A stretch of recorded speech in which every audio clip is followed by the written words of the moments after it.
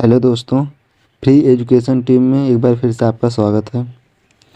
आज एक जो सीडीपी जो ईवीएस का हम क्वेश्चन करा रहे थे थियरी पोर्शन का, उसका एक वीडियो डाल चुके हैं चैनल पे। दूसरा का वीडियो अब डालेंगे। देखिए पहले वीडियो में कहाँ तक पढ़ाया गया था। जो लास्ट टॉपिक था उसमें कबूतर तक था, इसके ऊपर के सभी पक्षियों के हो गए थे। अब यहाँ से आज से स्टार्ट होगा सांप, उन्थियु, लिंगहुफेन, ब्रेल लिपि, ये सब आज की वीडियो में पढ़ाएंगे। और भी टॉपिक हैं, और भी टॉपिक को देख लेते हैं। और टॉपिक क्या है, और टॉपिक देखिए। और टॉपिक है परिवार, केचुआ, चींटियाँ, रेलगाड़ी पे लिखी जानकारी, मच्छरों से बचने के उपाय, रेशम का कीड़ा, चूहा, इग्लू, असम, केरल, ये सभी जो राज्य के नाम हैं इसको भी इसी वीडियो में कवर करेंगे। राज्य वाला भी पोर्शन, केरल, राजस्थान, श्रीनगर, मनाली, मृतसागर, बाघ, लंगूर, रेगिस्तान, बिल्लियाँ, ये सभी इसी वीडियो में हम कवर करेंगे। और उसके बाद देख लेते हैं कौन कौन सा टॉपिक कवर हो जाएगा आज, उसको देख लेते हैं। बीज, पौधे का भाग जिसे हम खाते हैं, बिहार, मधुमक्खी पालन, उत्तराखंड, जानवर, इन सभी को हम आज कवर करेंगे। इसमें जो भी पॉइंट हो सकते हैं मैक्सिमम कवर कर देंगे, एक दो पॉइंट हो सकता है छूटे। उसके बाद तीसरी वीडियो में हम पूरे ईवीएस को ख़त्म कर देंगे। और ये थियरी पोर्शन है, इसमें से 15 नंबर के आते हैं जो भी टॉपिक बता रहे हैं। और सभी टॉपिक सिर्फ एक एक पैरा के हैं, मिला जुला कर 5 लाइन, 6 लाइन, 3 लाइन, ऐसे ही सब हैं। इसको आप लोग ध्यान दीजिएगा। चलिए सीधा चलते हैं अपने टॉपिक पे। टॉपिक क्या कहता है, पहले कौन सा चैप्टर चेक करना है उसको देख लेते हैं। पहला चैप्टर क्या है, चलिए देखती सांप वाला टॉपिक को देख लेते हैं। पहले हम लोग सांप वाले टॉपिक को पहले हम देखेंगे।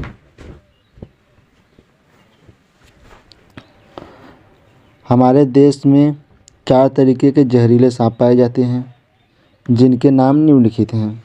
देख लीजिए कौन कौन से जहरीले सांप हैं अपने देश में। दुबोइया, नाग, करैत, अफाई। उसके बाद देखते हैं इसके बारे में जो पॉइंट है, सांप के बारे में जो कुछ पॉइंट है उसको देख लेते हैं। और इसको आप लोग ऐसे सीधा सीधा सिर्फ एक बार पढ़ लीजिएगा। और जो भी टॉपिक दिखा रहे हैं उसका स्क्रीनशॉट रख लीजिएगा बाद में रिवीजन करने के लिए। चलिए देखते हैं। पहला, सांप अपना जहर दांतों द्वारा छोड़ता है। जब सांप किसी को काटता है तो उसके 2 खोखले जहर वाले दांत उस व्यक्ति के शरीर में जहर चला जाता है। उस जो खोखले दांत होते हैं 2, उसी से व्यक्ति के शरीर में जहर चला जाता है। अगला पॉइंट देखते हैं। यदि किसी व्यक्ति को सांप काट ले तो उस जहर से बचने के लिए उस व्यक्ति को इसको ध्यान रखिएगा, सीरम नाम की दवाई दी जाती है जो सांप के जहर से बनाई जाती है। जो सीरम दवा होती है वो खुद सांप के जहर से ही बनाई जाती है। अगला पॉइंट देख लेते हैं। सांप के दांत नुकीले होते हैं लेकिन वह अपने शिकार को चबा कर नहीं खाता बल्कि पूरा निगल जाता है। निगल जाता है मतलब कि अंदर ले लेता है, लील जाता है। उसके बाद फिर आराम करता है जब तक उसका शिकार पच नहीं जाता, तब तक वह आराम करेगा। आगे पॉइंट देखते हैं। आगे पॉइंट क्या कहता है। सांप के बाहरी कान नहीं होते, ध्यान रखिएगा उसके कान नहीं होते। वह सिर्फ ज़मीन पर हुई कंपन को ही सुन पाता है। ज़मीन पर हुई कंपन को ही वह सुन पाता है। उसके बाद महसूस कर पाता है। सफ़ेरों को कालबेलिया भी कहा जाता है। कालबेलिया भी कहते हैं।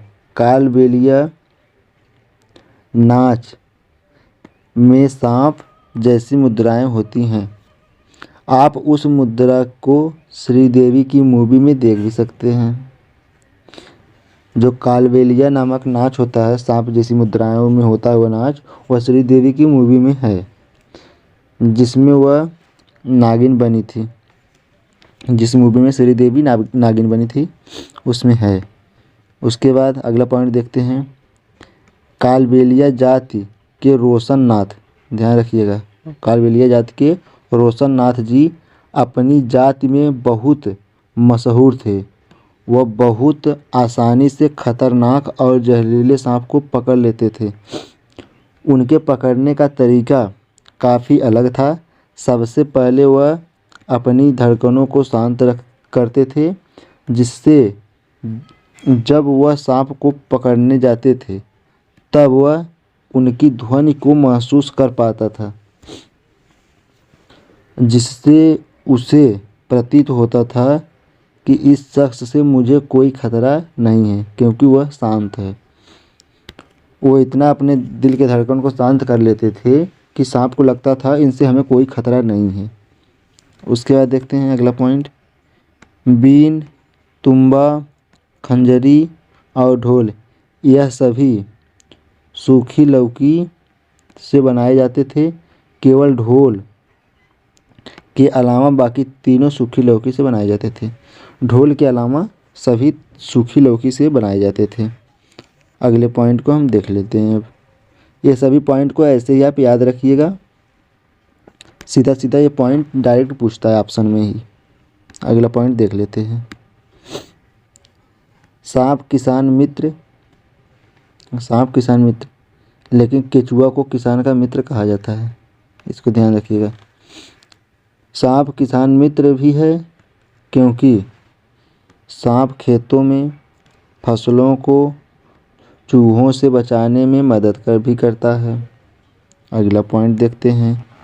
यदि किसी व्यक्ति को सांप काट ले और आप वहां पर खड़े हैं तो सबसे पहले उस सांप का फ़ोटो खींच लें। जब उस व्यक्ति को अस्पताल ले जाया जाएगा तब उसको डॉक्टर को बताना है कि इस सांप ने इसको काटा है।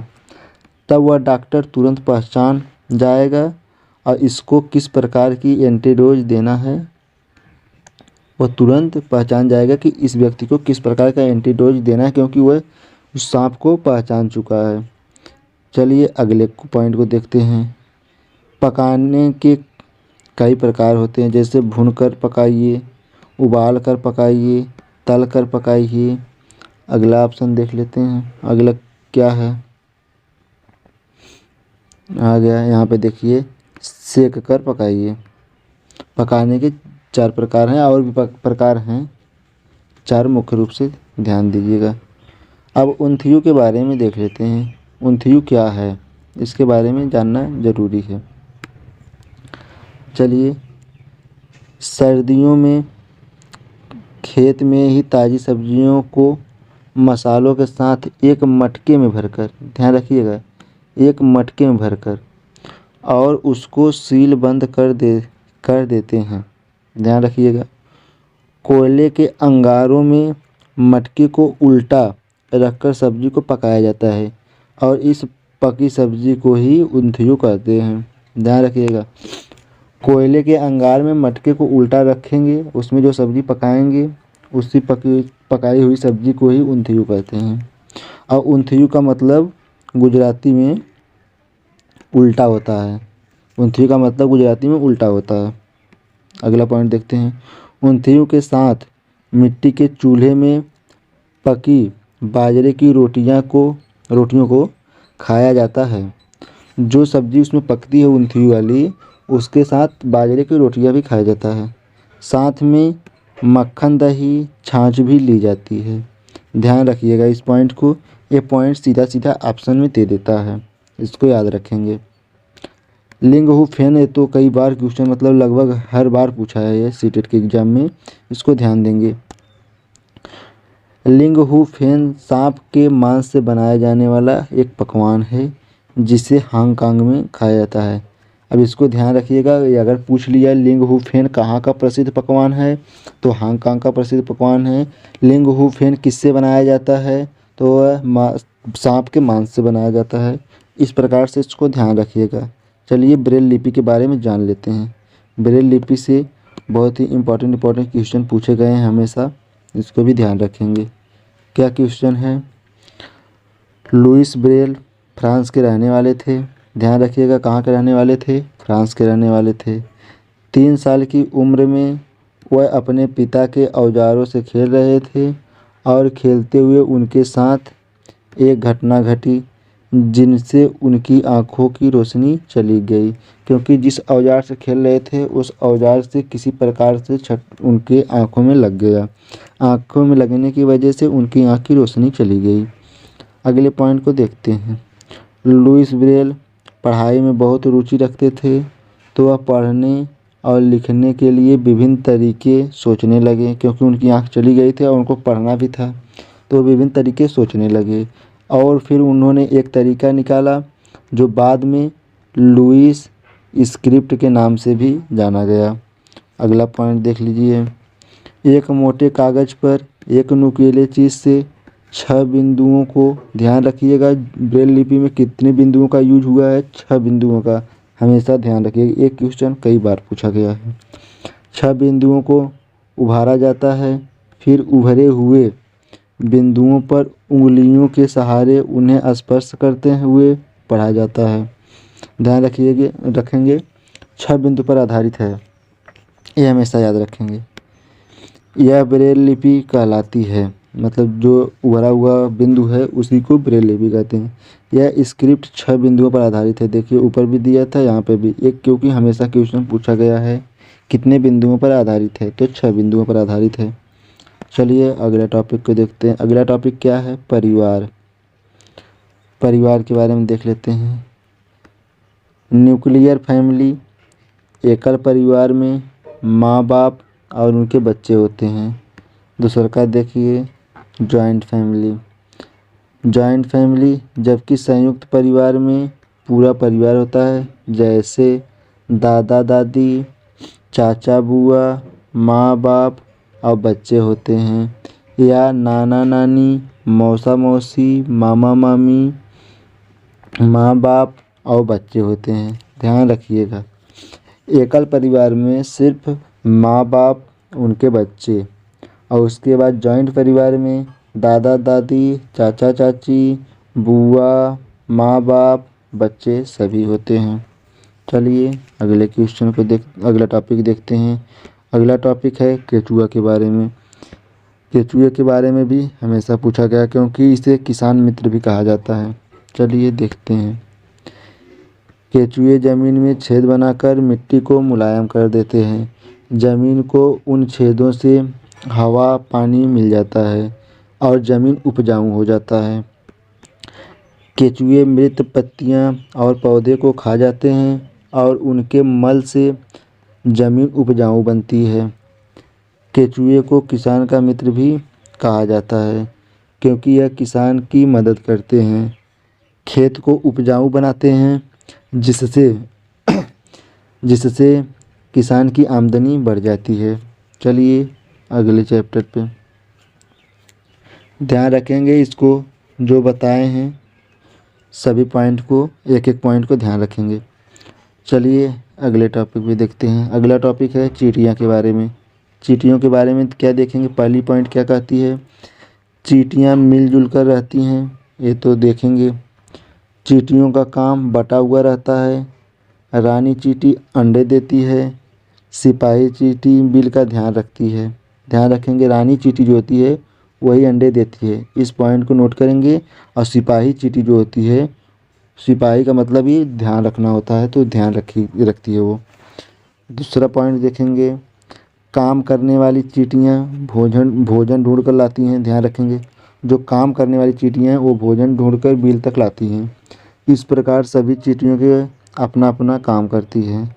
अगला पॉइंट देखेंगे, चींटियाँ चलते समय ज़मीन पर कुछ गंध छोड़ती हैं। चींटियाँ चलते समय ज़मीन पर कुछ गंध छोड़ती हैं, जिसे सूंघकर होता है, सूंघ कर पीछे आने वाली चींटियों को रास्ता मिल जाता है। गंध को सूंघ कर ही चींटियाँ पीछे पीछे रास्ता ढूंढ लेती हैं उनके।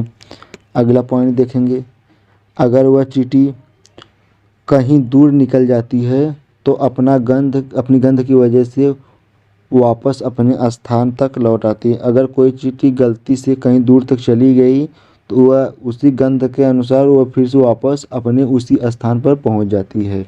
ये ध्यान रखेंगे।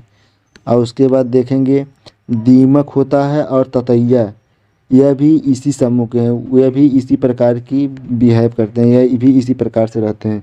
जिस प्रकार से चींटी रहती है उस प्रकार से ही दीमक और ततैया भी होते हैं। चलिए अगले टॉपिक को देख लेते हैं।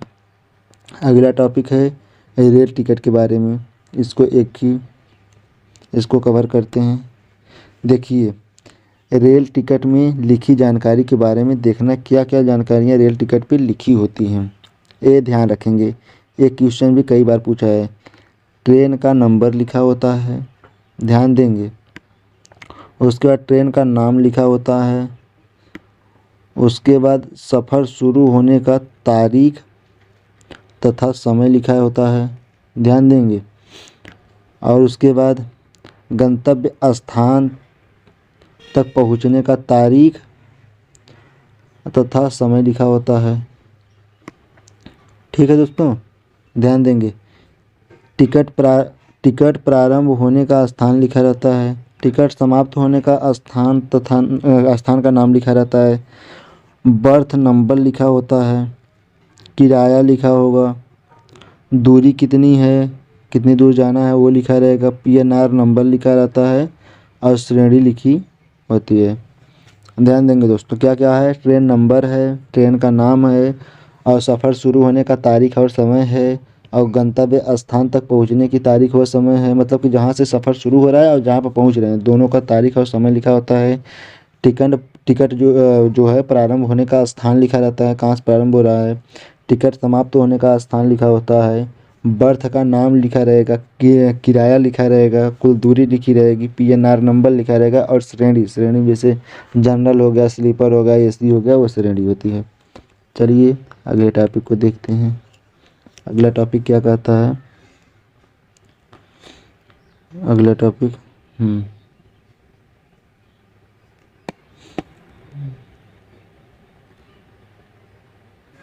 एक मिनट दोस्तों।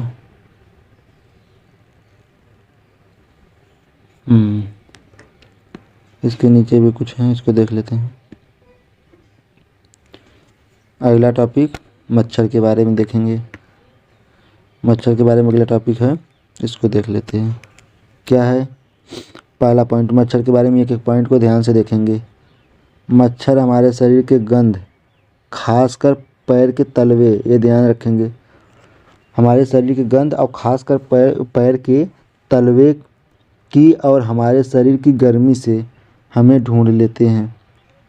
उसके बाद मच्छर पानी में अंडे देती है। डेंगू, मलेरिया, चिकनगुनिया बीमारी मच्छरों के द्वारा फैलती है, ध्यान देंगे। डेंगू हो गया, मलेरिया हो गया, चिकनगुनिया हो गया, ये सभी बीमारियां मच्छरों के द्वारा फैलते हैं। रुके हुए पानी में या इकट्ठा हुए पानी में मलेरिया के मच्छर पैदा होते हैं। इसलिए मच्छरों के प्रजनन को रोकने के लिए पानी में मिट्टी का तेल या दूसरा तेल डालना उचित रहता है। ये जानते हैं क्यों डाला जाता है, जब उसको तेल को डाल देंगे तो वो ऊपर ही रहता है, तो जिससे वो मच्छर उस पर बैठते हैं, फिसलते हैं और उड़ जाते हैं, निकल जाते हैं, वहाँ से भाग जाते हैं। उसके बाद देखते हैं, इससे पानी का पृष्ठ तनाव कम हो जाता है, वही बताएं, पृष्ठ तनाव कम हो जाता है और ऑक्सीजन की आपूर्ति रुक जाती है, जिससे मच्छर का लार्वा मर जाता है। यानी कि मच्छर पैदा होने से पहले ही मर जाता है क्योंकि उसको ऑक्सीजन नहीं मिल पाती। ये पॉइंट ध्यान रखेंगे और इसका स्क्रीनशॉट ले सकते हैं क्योंकि बाद में रिवीजन में काम देगा। और उसके बाद अगला पॉइंट को देखते हैं, मच्छरों से बचने के उपाय। घरों में DDT का छिड़काव किया जाना चाहिए। आसपास पानी का जमा ना होने दें। उसके बाद देखते हैं अगले पॉइंट को। अगला पॉइंट क्या कहता है, आसपास पानी को नहीं जमने देना चाहिए। अगला पॉइंट पानी के बर्तन, टंकी और कूलर को साफ रखें। मच्छरदानी का प्रयोग अवश्य करें। जमा हुए पानी में मिट्टी का तेल डाल दें। अगला पॉइंट देख लीजिए। पानी में मछलियाँ डालने से मछलियाँ मच्छरों के अंडों को खा जाती हैं। अगर जिस पानी में मच्छर अधिक हैं उसमें आप मछलियों को छोड़ दें, वो उसके अंडों को खा जाएंगी, तो उससे मच्छर ज़्यादा काफ़ी मात्रा में नहीं फैल पाएंगे। अगला पॉइंट, मक्खी से डायरिया, हैजा, टाइफाइड आदि बीमारियां फैलती हैं। क्या होती है मक्खी से, ध्यान रखेंगे पॉइंट, ये पॉइंट इम्पॉर्टेंट है। मक्खियों से फैलने वाली बीमारी के बारे में इम्पॉर्टेंट पॉइंट है। मक्खी से डायरिया, हैजा, टाइफाइड आदि बीमारियां फैलती हैं। मक्खियां गंदे नाले और घरों पर बैठती हैं, घरों पर बैठती हैं और अपने पैरों में बीमारी के कीटाणु लगाकर बिना ढके खाने पर बैठ जाती हैं। जैसे कि वह मक्खियाँ जो होती हैं गंदे नाले में बैठती हैं, घरों पर बैठती हैं और अपने उनके जो पैर में गंदे कीटाणु लग जाते हैं, मिट्टियाँ लग जाती हैं, वैसे वो जाकर किसी भोजन पे या खाने वाली वस्तु पे बैठ जाती हैं। उस खाने को खाकर हम भी बीमार पड़ जाते हैं। उसके बाद अगला पॉइंट देखिए। अगला पॉइंट क्या कहता है, गंध का अच्छा बुरा होना सभी के लिए एक जैसा नहीं होता। इस पर हमारी सोच का असर पड़ता है। अक्सर हम किसी गंध से तब ज़्यादा परेशान होते हैं जब हमारा मन उसको गंदा मानता है। अगर हम मन बना लें तो वही गंध इतना परेशान नहीं करती, तब हमें ज़्यादा फर्क नहीं पड़ता। अगर हम मन बना लें तो हमें इतना परेशान नहीं करेगा गंध जो होता है, तो वह हमें परेशान नहीं करती है। अगला पॉइंट देखेंगे कीट के बारे में। देखिए एक एक लाइन का एक एक पॉइंट है, बहुत छोटा छोटा पॉइंट है, इसको देख लेंगे। रेशम कीट के बारे में दिया है। रेशम का कीड़ा अपनी मादा को उसकी गंध से कई किलोमीटर दूर से ही पहचान लेता है। बस इसका एक ही पॉइंट है, रेशम का कीड़ा जो होता है अपनी मादा को कई किलोमीटर दूर से ही पहचान लेता है। अगला पॉइंट देखेंगे चूहा के बारे में। चूहों को देखने की क्षमता कम होती है, लेकिन सुने और स्वाद लेने की क्षमता अधिक होती है। सुने और स्वाद लेने की क्षमता अधिक होती है, देखने की क्षमता कम होती है। अगला देखते हैं इग्लू के बारे में। इग्लू बर्फ़ के घर टुंड्रा प्रदेश में पाए जाते हैं। बर्फ़ का घर होता है, यहाँ जैसे दरवाज़ा हो गया ऐसे ही बर्फ़ का घर रहेगा, इसी प्रकार का रहता है। यहाँ पे बीच में दरवाज़ा है। यह टुंड्रा प्रदेश में पाया जाता है। यह घर एमिस्को प्रजाति द्वारा बनाए जाते हैं और इन घरों को इग्लू कहा जाता है। इसको ध्यान रखेंगे, ठंडे प्रदेश में जहाँ पे बर्फ़ पड़ता है टुंड्रा प्रदेश में पाया जाता है और यह घर एमिस्को प्रजाति द्वारा बनाया जाता है। चलिए अगला पॉइंट देखते हैं, अगला टॉपिक क्या है। अगला टॉपिक है असम के बारे में। असम के बारे में देख लेते हैं। असम में घर ज़मीन से, ये पॉइंट देखिए हमेशा पूछा गया, इसको ध्यान रखिएगा, ज़मीन से 10 से 12 फीट ऊपर होते हैं। असम में जो घर बनाए जाते हैं वो ज़मीन से 10 से 12 फीट ऊपर बनाए जाते हैं। ऊंचाई में बनाने की वजह भारी बारिश और आपदा है। ध्यान रखेंगे, भारी बारिश की वजह से ही 10 फीट 12 फीट ऊपर बनाए जाते हैं ऊंचाई पर। उसके बाद देखिए यह घर बांस से बनाए जाते हैं, इसको ध्यान रखेंगे पॉइंट, बांस से बनाए जाते हैं और अंदर भी लकड़ियों का प्रयोग किया होता है। और उसके बाद असम में बांस तथा रस्सी का पुल भी बनाया जाता है, ध्यान रखेंगे। ये सभी पॉइंट, जितने भी पॉइंट हैं सभी एग्जाम में पूछे गए हैं। इसको आप हमेशा ध्यान रखेंगे। अगर याद नहीं हो रहा है तो स्क्रीनशॉट रख लीजिए, रिवीजन मार लीजिए, वीडियो फिर से देख लेना, लेकिन कैसे भी करके इस पॉइंट को याद कर लीजिए। वीडियो नहीं देखना है तो कम से कम स्क्रीनशॉट मार कर अपने मोबाइल में रख लीजिएगा, ये पॉइंट पूछेगा डायरेक्ट आपको। उसके बाद देखिए अगला पॉइंट क्या कहता है, यहाँ बारिश बहुत अधिक होती है, कभी कभी घुटनों तक पानी भर जाता है। अब कभी कभी घुटनों तक पानी भर जाता है, इसीलिए इसको पहले से ही 10 फीट ऊपर मकान बनाया जाता है। उसके बाद देखेंगे असम में बांस को गरीबों का टीबर कहा जाता है। गरीबों का टीबर कहा जाता है क्योंकि बांस से ही उनके घर बनाए जाते हैं। चलिए अगला पॉइंट देखते हैं केरल के बारे में। केरल के बारे में देख लेते हैं। केरल में टैपिओका ज़मीन के नीचे उगाया जाता है। यह एक प्रकार का फल है जिसे केरल के लोग उबाल कर खाते हैं। ध्यान रखेंगे, एक एक पॉइंट को ध्यान रखेंगे। ज़मीन के नीचे उगाया जाता है और जिसे केरल फल के रूप में है, फल के रूप में है, ज़मीन के नीचे उगाया जाता है और इसे केरल के लोग उबाल कर खाते हैं। यह देखने में सफ़ेद शकरकंदी जैसा दिखता है। अगला देखेंगे, बल्लम जो है लकड़ी की बनी छोटी नाव को कहते हैं। बल्लम जो है लकड़ी की छोटी नाव को कहते हैं। ठीक है दोस्तों, इसको याद रखिएगा। बल्लम पूछता है, डायरेक्ट क्वेश्चन पूछ देता है बल्लम किसे कहते हैं, तो ध्यान रखिएगा। केरल में छोटी नाव जो होती है लकड़ी की बनी होती है उसी को बल्लम कहते हैं। यह केरल में ही पाई जाती है, इसको ध्यान रखेंगे। उसके बाद केरल में बोले जाने वाली भाषा मलयालम भाषा होती है। केरल में बोले जाने वाली भाषा जो होती है मलयालम होती है। केरल में मलयालम भाषा बोली जाती है, वही जो ऊपर पॉइंट बताए हैं। मलयालम में माँ की बड़ी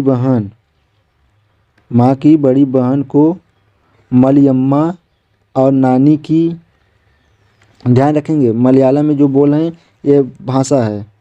माँ की बड़ी बहन को बलियम्मा और नानी को अम्मुम्मा कहते हैं और चाचा को, ध्यान रखेंगे, चाचा को चिटपन और चाची को कुंजमा कहते हैं और पिता को अप्पा। इसका स्क्रीनशॉट मार लीजिएगा, देख लीजिएगा। माँ की बड़ी बहन को बलियम्मा और नानी को अम्मुम्मा और चाचा को चिटप्पन और उसके बाद चाची को कुंजमा कहते हैं और पिता को अप्पा कहते हैं। पिता वाला तो याद रहेगा आपको, और उसके बाद ध्यान दे दीजिएगा, स्क्रीनशॉट रख लीजिएगा इसको और देख लीजिएगा। चलिए चलते हैं अगले टॉपिक पे। अगला टॉपिक किसके बारे में है उसको देखेंगे। अभी केरल के बारे में ही है। केरल एक जगह से दूसरी जगह जाने के लिए फेरी नाव का प्रयोग किया जाता है। अगला, केरल को मसालों का बगीचा भी कहा जाता है, ये तो ध्यान दीजिएगा। कथकली केरल की प्रसिद्ध नृत्य है वहाँ की। उसके बाद देखेंगे केरल में केले के फूल से सब्जी बनाई जाती है। केरल में केले के फूल से सब्जी बनाई जाती है। केरल में नारियल के पेड़ अधिक मात्रा में पाए जाते हैं। केरल के निकटवर्ती राज्य तमिलनाडु, कर्नाटक हैं। इन राज्य की राजधानी तिरुवनंतपुरम है। उसके बाद देखते हैं अगला, गुजरात से केरल तक की यात्रा के बीच महाराष्ट्र, कर्नाटक राज्य पड़ते हैं। ध्यान रखिएगा, महाराष्ट्र और कर्नाटक राज्य पड़ते हैं। कोझिकोड केरल में है। कोझिकोड केरल में है। अगला देखेंगे, केरल कोझिकोड का दूसरा सबसे बड़ा जिला है। मल्लापुरम जिला केरल में है। चलिए केरल के बारे में टॉपिक समाप्त करते हैं। अब राजस्थान के बारे में देख लेंगे क्योंकि राजस्थान भी लंबा टॉपिक है। केरल और राजस्थान ही सबसे लंबा टॉपिक है, इसको देख लेंगे। राजस्थान में मिट्टी के घर बनाए जाते हैं, ध्यान रखेंगे। घरों की दीवारें बहुत मोटी होती हैं और इन्हें लीप पोत कर सुंदर बनाया जाता है। उनकी छत कटीली झाड़ियों से बनी होती हैं। ध्यान रखेंगे, एक एक पॉइंट को ध्यान रखते चलिएगा। उनकी जो दीवार होती हैं बहुत मोटी होती है, उनको लीप पोत कर सुंदर बनाया जाता है, और छत पे जो होती है कटीली झाड़ियाँ होती हैं। और उसके बाद अगला पॉइंट देखेंगे, राजस्थान में टैंक को कांटा, इसको देखिएगा, याद रखिएगा, टैंक को कांटा भी कहते हैं। राजस्थान में अपने आंगन में ज़मीन में गड्ढा खोदकर टैंक का निर्माण करते हैं, ज़मीन में गड्ढा खोदकर टैंक का निर्माण करते हैं, और अपनी छतों का ढाल बनाते हैं, जिससे कि बारिश का सारा पानी इन टैंकों में जाकर गिरता है, और बाद में इसे छानकर उपयोग में लिया जाता है। ध्यान रखेंगे, जो टैंक बनाया जाता है आंगन में, उसके बाद छत के ढाल जो है उसी साइड कर देते हैं, ताकि छत बारिश का पानी जो भी हो उसे टैंक में जाकर इकट्ठा हो जाए, और उसी का प्रयोग बाद में छान कर करते हैं। और अगला पॉइंट देखते हैं। अब अगला पॉइंट क्या कहता है, राजस्थान में बारिश कम होती है, टैंक लगाओ 1600 मीटर ऊंचा है, जो राजस्थान के जालौर पतन या झलवार में है। अगला पॉइंट को देख लेते हैं, राजस्थान के जोधपुर में खेजड़ी, राजस्थान के जोधपुर में खेजड़ली गांव के लोग पेड़ों को काटने से बचाने के लिए 300 साल पहले पेड़ों में चिपक कर खड़े हो गए थे। इसको ध्यान रखेंगे, ये जो है खेजड़ी के बारे में है, और इसको ध्यान रखिएगा, ये हमेशा पूछा गया है खेजड़ी के बारे में, मेन खेजड़ी के बारे में क्वेश्चन हमेशा पूछा गया है। फिर से पॉइंट को ध्यान रखिएगा, हम फिर से पॉइंट को उसको रिवीजन करा दे रहे हैं, लेकिन पूरे पॉइंट को खेजड़ी के बारे में है, इसको ध्यान रखेंगे आप लोग। खेजड़ी के बारे में बहुत बार क्वेश्चन पूछा गया है। राजस्थान के जोधपुर में खेजड़ी, राजस्थान के जोधपुर में खेजड़ली ग्राम के लोग पेड़ को काटने से बचाने के लिए 300 साल पहले पेड़ों में चिपक कर खड़े हो गए थे। आज 300 साल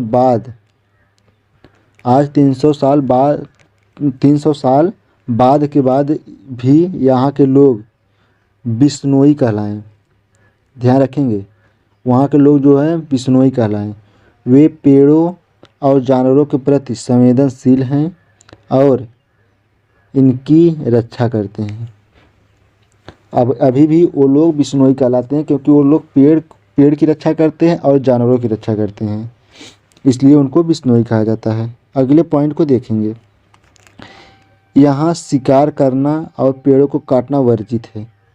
ध्यान रखेंगे, यहाँ पे शिकार करना और पेड़ों को काटना वर्जित है। अगले पॉइंट को देख लेते हैं, रेगिस्तान में होते हुए भी यह गांव हरा भरा है, जहाँ जानवर बिना किसी डर के इधर उधर घूमते रहते हैं। ध्यान रखिएगा, एक एक पॉइंट को ध्यान रखिएगा। उसके बाद खिचड़ी गांव में खेजड़ी पेड़ पाए जाते हैं। यह पेड़ रेगिस्तानी इलाके में खूब पाया जाता है। ध्यान देंगे, यह पेड़ रेगिस्तानी इलाके में खूब पाया जाता है। इससे ज़्यादा पानी की ज़रूरत नहीं होती, इस पेड़ को ज़्यादा पानी की ज़रूरत नहीं होती है। इसकी छाल दवा बनाने के काम आती है। खेजड़ी की जो छाल होती है वह दवा बनाने के काम आती है।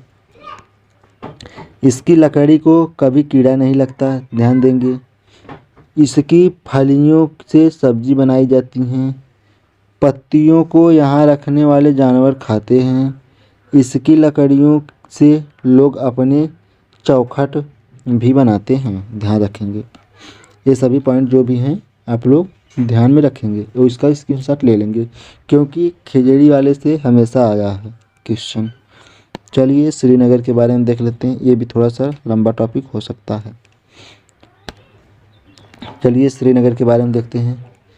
श्रीनगर में कुछ घर पहाड़ों में, कुछ पानी में, कुछ पर्वतों पर और कुछ पत्थरों के बीच होते हैं, और इन पर लकड़ी की सुंदर डिजाइन बनी होती है। ध्यान रखेंगे, इस पर लकड़ी की सुंदर डिजाइन बनी होती है।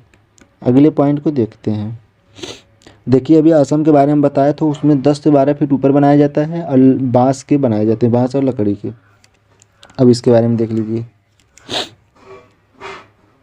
हाउस बोट यह 80 फीट तक लंबी, ध्यान रखेंगे 80 फीट तक लंबी हो सकती है और 8 से 9 फीट तक चौड़ी हो सकती है। हाउस बोट जो होता है वह पानी पर चलने वाला घर टाइप बनाते हैं वो लोग। उसके बाद देखिए डोंगा, यह नाव का झेलम नदी में डल झील में मिलती है। डोंगा जो होता है यह नाव है एक प्रकार से, और झेलम नदी और डल झील में मिलती है। इसके अंदर कई कमरे होते हैं और अंदर से यह एक घर की तरह लगती है, ध्यान देंगे। चलिए अगले टॉपिक पे चलते हैं।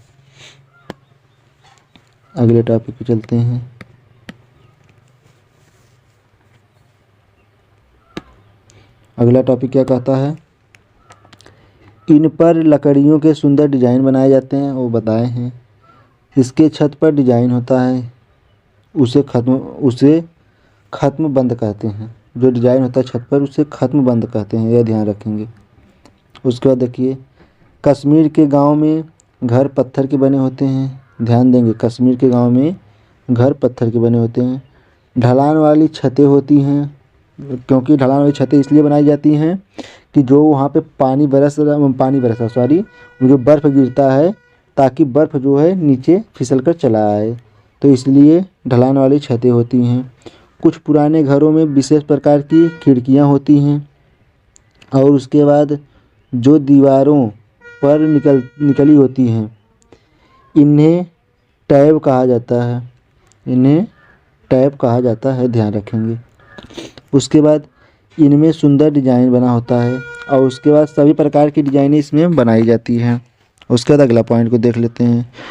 कुछ पुराने घरों के पत्थरों बने हुए होते हैं, कुछ ईंट और लकड़ी के भी होते हैं। दरवाजे और खिड़कियों में सुंदर मेहराब है। उसके बाद अगला पॉइंट को देख लेते हैं। शिकारा नाव पर्यटकों को आकर्षित करती है। अगला पॉइंट देखते हैं। कश्मीर में सरसों के तेल में मछलियों को पकाकर खाया जाता है, ये ध्यान रखेंगे, ये पॉइंट पूछा गया है कई बार। कश्मीर में सरसों के तेल में मछलियों को पकाकर खाया जाता है। और गोवा में देखिए ये भी पूछा गया हमेशा, ये पॉइंट याद रखिएगा। गोवा में नारियल के तेल में बनी मछली को पकाकर खाया जाता है। गोवा में जो है नारियल के तेल में बनी मछली को पकाकर खाया जाता है। अगला देखते हैं कहवा के बारे में जो काफ़ी बोलते हैं। कहवा कश्मीर की एक खास किस्म की चाय है। कहवा जो है कश्मीर की एक खास किस्म की चाय है। अगला पॉइंट देख लेते हैं। उर्दू डोंगरी कश्मीर की भाषा है, ध्यान रखेंगे। उर्दू और डोंगरी कश्मीर की भाषा है। चलिए अगले पॉइंट को देख लेते हैं। अगला पॉइंट क्या कहता है।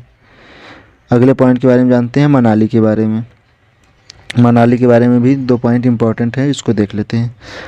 मनाली में बारिश अक्सर होती रहती है और वर्ग मतलब कि वर्षा होता है, वर्षा भी पड़ती है या फिर ओला भी पड़ता है।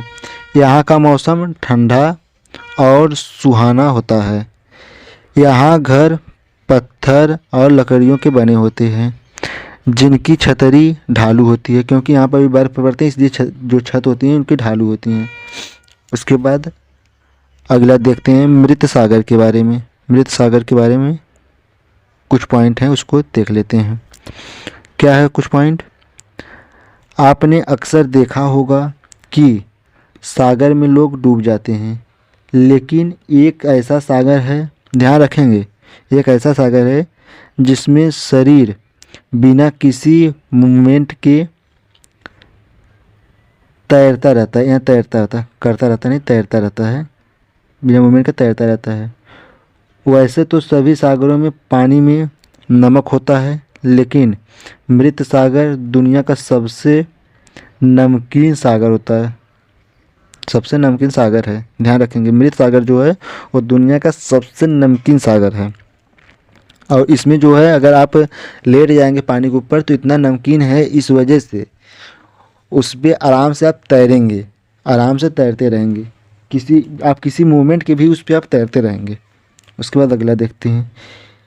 इसमें इतना नमकीन पानी है कि आप इससे अंदाज़ा लगा सकते हैं कि अगर हम 1 लीटर पानी में 300 ग्राम नमक मिला दें, उसी अनुपात का पानी स्मृत सागर में है। अब ध्यान रखेंगे, 1 लीटर पानी में अगर 300 ग्राम आप नमक मिला रहे हैं, उसी अनुपात में उसमें पानी पाया जाता है मृत सागर में। अगले पॉइंट को देख लेते हैं। मृत सागर में हम ऐसे तैर सकते हैं जैसे आराम से लेट रहे हों। मृत सागर आपको जॉर्डन, इजराइल और फ़लस्तीन के बीच मिल जाएगा। जो ये मृत सागर है वो जॉर्डन, इजराइल और फ़लस्तीन के बीच मिल जाएगा। अगले पॉइंट को देख लेते हैं। अगला पॉइंट बाघ के बारे में है। बाघ के बारे में ये देखिए, बहुत ही इम्पोर्टेंट पॉइंट है। बाघ के बारे में जितने पॉइंट हैं ये बहुत इम्पोर्टेंट है। बाघ अंधेरे में हमसे 6 गुना बेहतर देख सकते हैं, ये ध्यान रखिएगा। ये क्वेश्चन कई बार पूछा गया है और सीटेट के एग्ज़ाम में तो पूछा गया है, अदर एग्ज़ाम में भी पूछा गया कई बार। चलिए अगले पॉइंट को देखते हैं। बाघ की मूँछें हवा में हुए कंपन को भांप लेती हैं। ध्यान रखेंगे, जो बाघ की मूँछें होती हैं वो हवा में हुए कंपन को भांप लेती हैं, जिससे उसे शिकार की स्थिति, मतलब शिकार की स्थिति, शिकार होता है, शिकार की स्थिति का पता चल जाता है और इससे वह अंधेरे में रास्ता ढूंढ लेता है। ध्यान रखेंगे, इससे वह अंधेरे में रास्ता ढूंढ लेता है। अगला देखिए बाघ के बारे में। बाघ अपने इलाके में मूत्र करके अपनी गंध को छोड़ता है और दूसरे बाघ इस गंध को तुरंत पहचान लेते हैं। अगला देखेंगे पॉइंट। बाघ मौके के अनुसार अपनी आवाज़ बदलता रहता है। बाघ का गुर्राना 3 किलोमीटर, बाघ का जो गुर्राना होता है 3 किलोमीटर दूर तक सुना जा सकता है, इसको ध्यान देंगे। अगला पॉइंट देखते हैं। बाघ के दोनों कान बाहर की ओर आवाज़ पता करने के लिए अलग अलग दिशा में बहुत ज़्यादा घुमा जा सकता है। देखिए, जो बाघ के कान होते हैं, उनके दोनों कान जो होते हैं वो अलग अलग दिशा में सुनने के लिए आवाज़ को घुमा सकते हैं वो अपने कान को। अगले पॉइंट को देखते हैं। बाघ हवा से पत्ते के हिलने और शिकार की झाड़ियों में हिलने से हुई आवाज़ के अंतर को तुरंत भांप लेते हैं। जैसे हवा से अगर पत्ते हिल रहे हैं तो वो उनको जान लेता है बाघ जो है, और अगर कोई शिकार वहाँ पे आ गया उसकी वजह से पत्ते हिल रहा है तो वह तुरंत जान लेता है। उसे पता होता है कि यह आवाज़ प्राकृतिक है और यह आवाज़ किसी शिकार की है, इसको ध्यान रखेंगे। उसको यह पता होता है बाघ को, यह आवाज़ प्राकृतिक है और यह किसी शिकार की है। चलिए अगले टॉपिक पे चलते हैं, अगले पॉइंट पे चलते हैं। अगला पॉइंट क्या कहता है? लंगूर के बारे में है।